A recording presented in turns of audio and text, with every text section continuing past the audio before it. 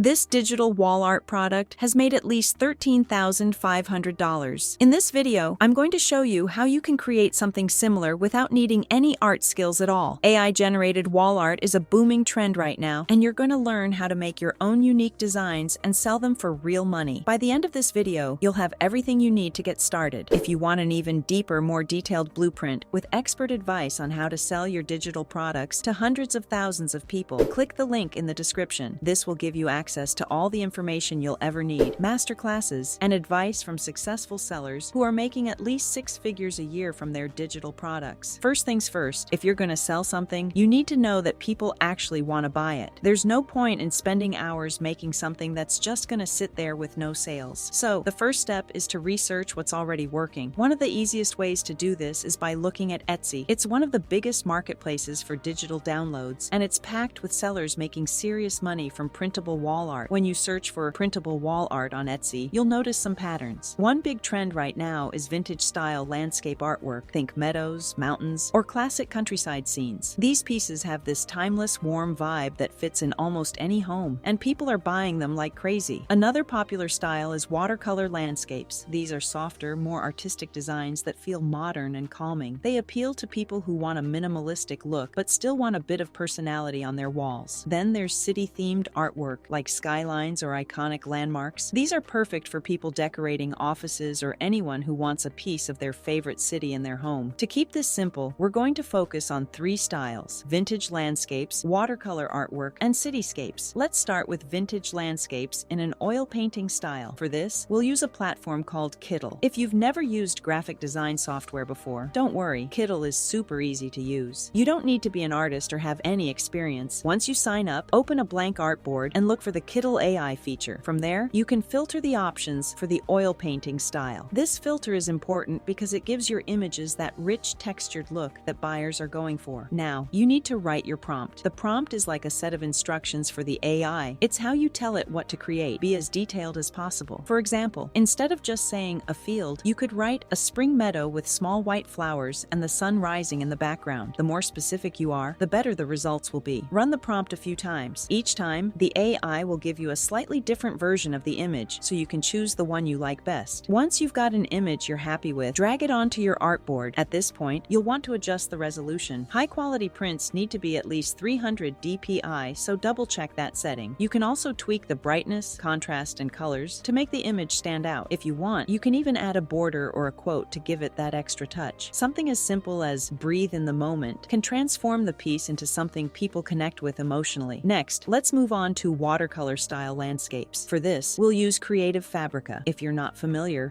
Fabrica is a platform where you can buy fonts and graphics, but it also has an AI tool called CF Spark. To get started, you'll need to choose the watercolor style and then write a prompt, just like we did with Kittl. For example, you could type something like "watercolor pine trees and mountains with a misty sunrise." One thing I really like about Fabrica is their prompt book. It's basically a collection of ideas and examples that help you come up with better prompts. If your first attempt doesn't give you what you're looking for, you can tweak the prompt or use the variations feature to generate similar options. Now, you do need a subscription to download high-quality images from Fabrica, but I've included a link in the description where you can sign up for a free trial, so be sure to check that out. Once you've got your design, you can use a tool like Photoshop to make final edits, or even go back to Kittl for finishing touches. For example, you might want to add some text or adjust the layout. For cityscapes, we can use a platform called NightCafe. This tool has a lot of different styles to choose from, but for city artwork, I recommend the detailed gouache option. Start by writing a descriptive prompt, like "a street in New York City at night with glowing lights," or "Paris at sunset with the Eiffel Tower in the distance." The key is to include as much detail as you can about the mood, colors, and composition. NightCafe has a free plan, but like Fabrica, you'll need a subscription for high-resolution downloads. Once you've created your cityscape, you can bring it into Kittl for editing. This is where you can add text, adjust colors, or even combine elements from multiple images. For example, you could take a cityscape and overlay a motivational quote like "chase your dreams." Now, let's talk about something a bit different: coloring pages. These are a great option if you want to branch out and try something new. Adult coloring pages are incredibly popular right now because they're relaxing and fun. To create these, we'll use a tool called Midjourney. Unlike the other platforms, Midjourney works through Discord, so you'll need to join their server to get started. Once you're in, you can use the Imagine command to generate images images. For example, you could type intricate floral mandala or detailed animal coloring page. Midjourney is great for creating highly detailed designs, which is exactly what you need for coloring pages. Once you've generated your image, you can upscale it to improve the resolution and then download it. These pages are perfect for selling as printables because people love customizing them with their own colors. Finally, let's quickly talk about printable planners. These are a bit more competitive, but if you can find a specific niche, they can still be a great option. For example, instead of making a general planner, you could create one for fitness, meal prep, or even wedding planning. If you're stuck for ideas, you can use ChatGPT to brainstorm. Just ask it something like, what should I include in a fitness planner? Or give me ideas for niche planners I can sell. Once you've got an idea, you can use a tool like Kittl or Canva to design the pages. Before you start selling, there's one last thing to cover: licensing. Each platform we've used has its own terms and conditions, especially when it comes to selling your designs. Most of them include commercial licenses with paid subscriptions, but it's always a good idea to double check. If you have any questions about how to sell and create digital products, or if you want to learn more specific hacks, click the link in the description to join our free Wealthy Club school community. Inside, we share exclusive tips and updates on making money online, and we even do weekly giveaways. It's completely free, and you'll be surrounded by people who are also making money online like you, so check that out. What type of digital product will you create and sell? Let me know in the comments below, and if you found this video helpful, don't forget to like and subscribe for more like this.